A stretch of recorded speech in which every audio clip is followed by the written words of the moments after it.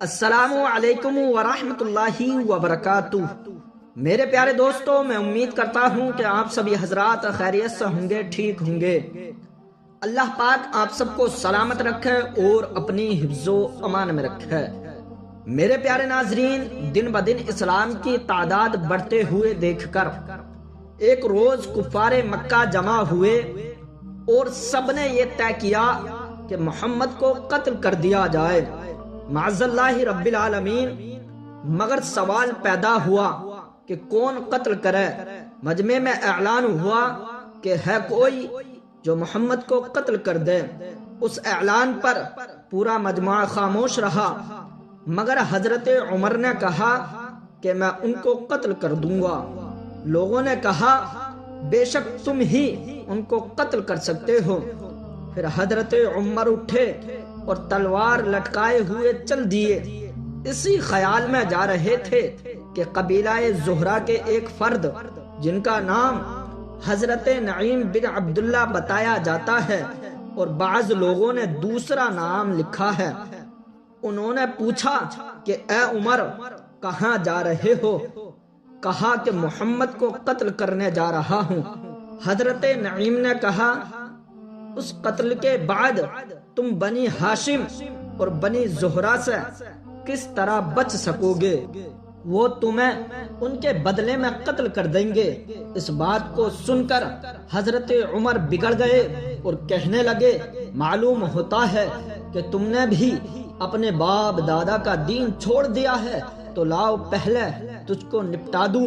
یہ کہہ کر تلوار کھینچ لی اور حضرت نعیم نے بھی یہ کہہ کر کہ ہاں میں مسلمان ہو گیا ہوں، اپنی تلوار کھینچ لی۔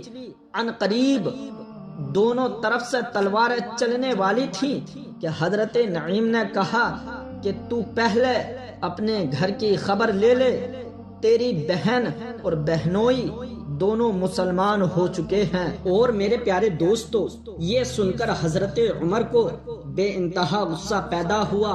وہاں سے پلٹ پڑے، سیدھے بہن کے گھر پہنچے۔ وہاں حضرت خباب رضی اللہ تعالی عنہ دروازہ بند کیے ہوئے ان دونوں میاں بیوی کو قرآن مجید پڑھا رہے تھے۔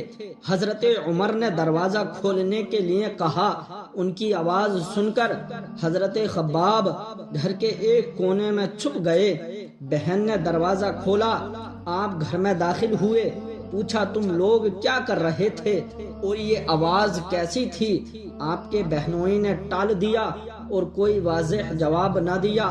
کہنے لگے مجھے معلوم ہے کہ تم لوگوں نے اپنے باپ دادا کا دین چھوڑ کر دوسرا دین اختیار کر لیا ہے۔ بہنوئی نے کہا باپ دادا کا دین باطل ہے، دوسرا دین حق ہے۔ اتنا سننا تھا کہ ان کی داڑھی پکڑ کر کھینچی اور بے تحاشا ٹوٹ پڑے اور زمین پر پٹک کر خوب مارا۔ بہن نے چھڑانے کی کوشش کی تو ان کے منہ پر ایک تماچا ایسا مارا کہ وہ خون سے تربتر ہو گئی۔ وہ بھی آخر حضرت عمر ہی کی بہن تھی۔ کہنے لگی کہ عمر، ہم کو اس وجہ سے مار رہے ہو کہ ہم مسلمان ہو گئے ہیں؟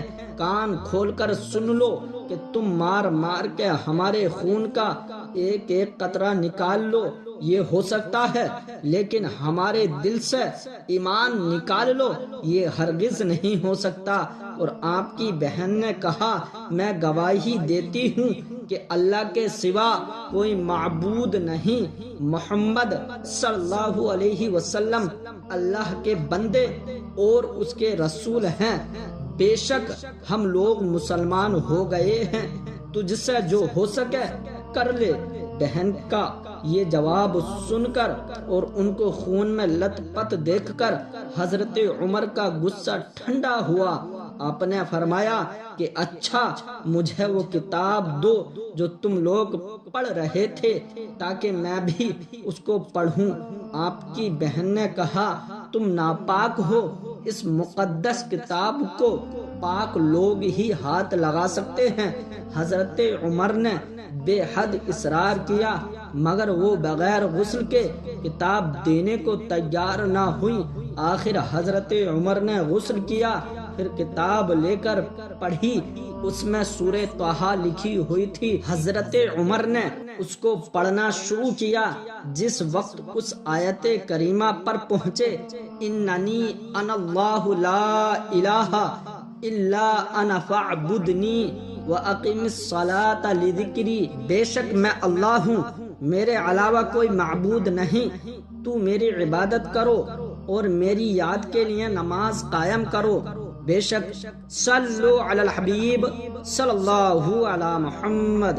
رب تبارک و تعالی سے دعا ہے کہ ہم سب کو دونوں جہان کی خوشی عطا فرمائے اور ہم سب کو مدینہ پاک کی حاضری نصیب فرمائے۔